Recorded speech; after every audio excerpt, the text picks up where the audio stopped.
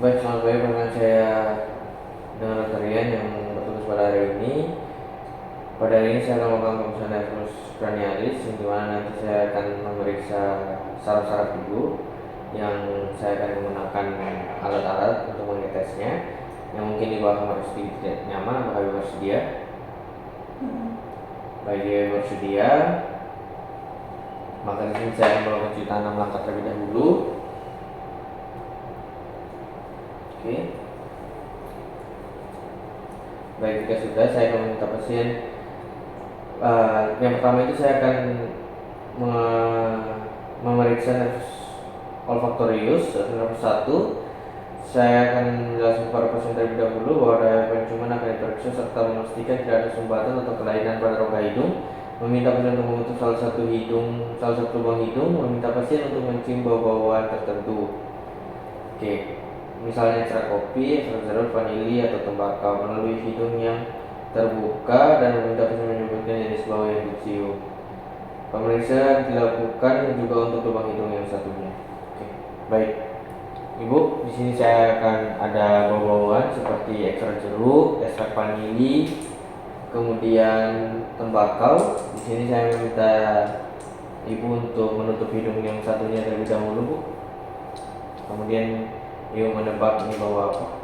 Oke, yang pertama ya. Oke.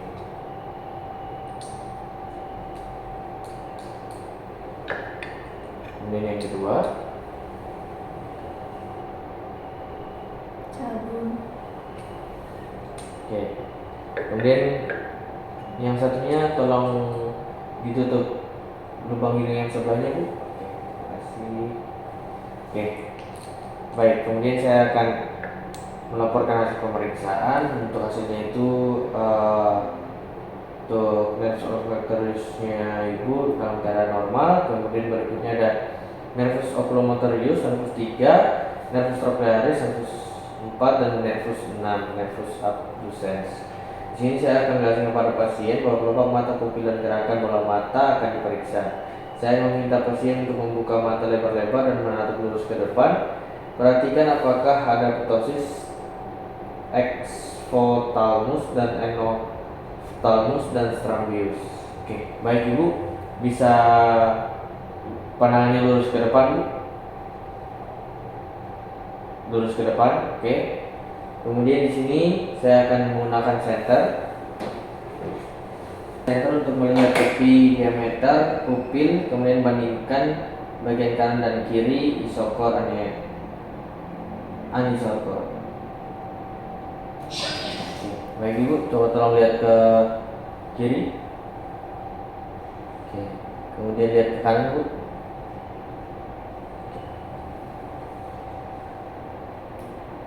Baik, kemudian untuk memeriksa pupil langsung, saya akan menyalurkan cahaya ke arah pupil, lalu mengamati ada tidaknya miosis, dan mengamati apakah pelebaran pupil segera terjadi ketika cahaya dialihkan dari pupil.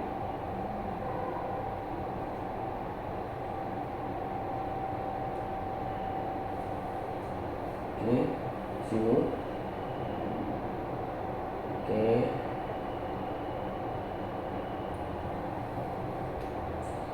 Kemudian saya akan memeriksa refleks pupil tidak langsung konsensual, mengamati perubahan diameter pupil pada mata yang tidak disorot cahaya ketika mata yang satunya mendapatkan sorotan cahaya langsung.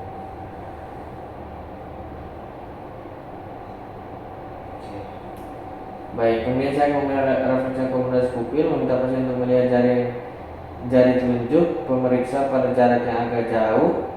Meminta pasien untuk terus melihat jari telunjuk pemeriksa yang digerakkan mendekati hidung pemeriksa. Ibu tolong lihat jari ini, Bu. Kemudian tolong lihat terus hingga jari saya mengarah ke hidung. Kemudian saya akan mengamati gerakan bola mata dan perubahan diameter pupil pasien. Refleks akomodasi positif, terlihat pupil miosis. Pasien diminta mengikuti jari-jari pemeriksa yang digerakkan segala arah. Ini, Bu, tolong ikuti gerakan jari saya. Oke. Kemudian saya akan perhatikan gerakan bola mata, lancer, dan mulus atau kaku, serta adanya diplopia atau tidak. Kemudian saya melaporkan hasilnya, semuanya dalam keadaan normal. Kemudian nervus vestibulocochlearis, nervus 8, pemeriksa nervus vestibularis menjelaskan pada pasien bahwa akan dilakukan pemeriksaan terhadap saraf telinga pasien. Di sini pasien berbaring dengan kepala ditegakkan 60 derajat ke belakang, semprotkan air 40 derajat pada salah satu telinga pasien dan amati adanya nistagmus ke arah yang disemprotkan jika hangat. Jika menggunakan air dingin 30 derajat, nistagmus ke arah telinga kontralateral yang disemprotkan dingin dilakukan pada kedua telinga dan jeda antara penyemprotan air dingin dan air panas. Oke, kemudian setelah itu ada jalan tandem. Jalan tandem ini saya akan meminta pasien untuk berjalan pelan-pelan dengan ibu kaki, yang satu berada di belakang tumit kaki satunya secara bergantian mengikuti garis lurus pasien. Ibu bisa tolong berdiri, Bu?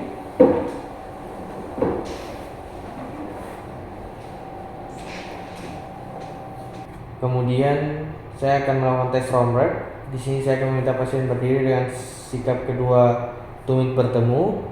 Ibu tolong berdiri di sana, Bu. Baik, kemudian berikutnya ada tes Romberg dipertajam atau separate Romberg test. Di sini saya akan meminta pasien untuk berdiri dengan menempatkan tumit satu kaki di depan ibu jari kaki yang lain. Kemudian saya akan meminta pasien untuk mengerjakan dalam mata terbuka terlebih dahulu. Setelah mata terbuka, kemudian mata tertutup, Bu. Oke, baik. Kemudian saya akan memperhatikan posisi pasien apakah ada kecenderungan untuk jatuh, terhuyung-huyung pada saat membuka mata dan menutup mata. Kemudian saya akan melakukan hasil pemeriksaan. Setelah itu ada nervus glossopharyngeus, nervus 9 dan nervus vagus nervus 10. Saya akan menjelaskan pasien bahwa dilakukan pemeriksaan terhadap saraf otak ke-9 dan ke-10. Kemudian Vernet Rideo phenomenon.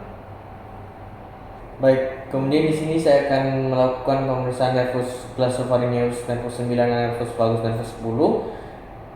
Itu untuk memeriksa pemeriksaan terhadap saraf otak ke-9 dan ke-10.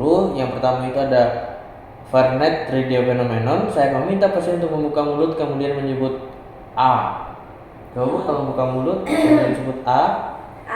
Kemudian saya akan memperhatikan. Coba lebih dekat lagi, Bu.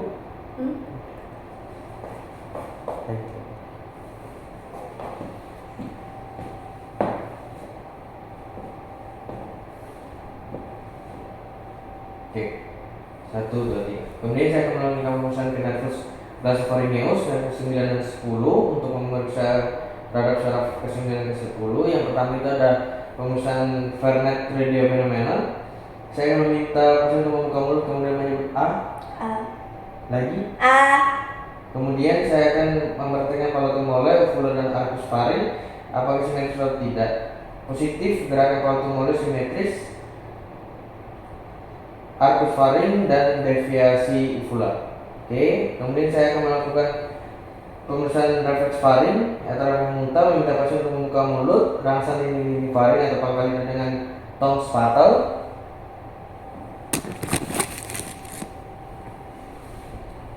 Tolong buka mulutnya, Bu. Ini di depan. Oke. Tolong buka mulutnya, Bu. Ini untuk refleks pharynx.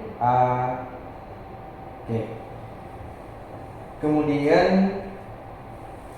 positif bila pharynx terangkat dan lidah ditarik. Kemudian untuk berikutnya ada dysphonia, yaitu meminta pasien untuk mengucapkan kata-kata yang berasal dari otot pharynx seperti mama, haha dan juga gaga. Tolong sebutkan, Bu. Mama, haha, gaga. Oke.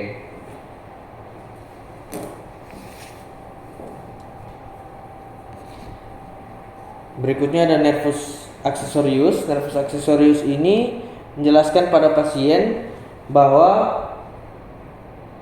ini pemeriksaan terhadap saraf otak ke-11. Kemudian saya akan melakukan pemeriksaan musculus sternocleidomastoideus. Mintalah pasien untuk menoleh ke kanan dan ke kiri secara bergantian terhadap rahang pasien nilai kekuatan.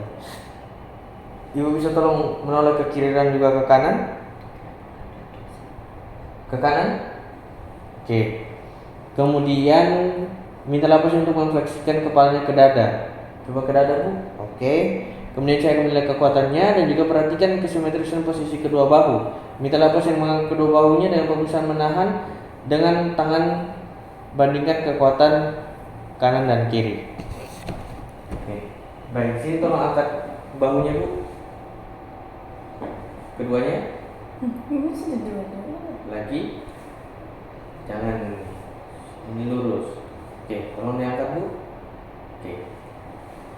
Mana tangannya? Kemudian yang terakhir ada nervus hipoglossus atau nervus 12. Di sini saya akan menjelaskan untuk pemeriksaan saraf otak ke-12 untuk memeriksa lidah pasien. Jadi di sini saya akan meminta pasien untuk membuka mulut dan lihat apakah ada atrofi lidah, fasikulasi atau deviasi lidah. Tolong buka mulut Bu. Oke.